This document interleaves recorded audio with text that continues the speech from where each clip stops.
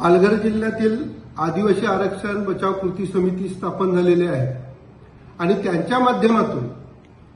सर्व आदिवासी लोकप्रतिनिधी असतील, सर्व आदिवासी संघटना असतील, सर्व सरकारी कर्मचारी असतील, प्रायव्हेट कंपन्यांमध्ये जाणारे माझे आदिवासी बांधव असतील, हे सर्व पालघर जिल्ह्यामध्ये 14 तारखेला मोठ्या संख्येने उपस्थित राहणार आहेत. कारण की अलीकडे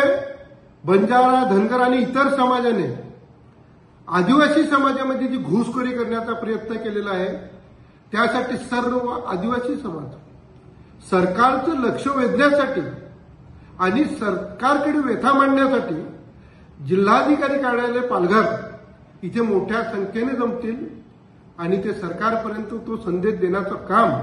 हे माझे आदिवासी बांधव सर्व करतील. आणि पालघरमध्ये 14 तारखेला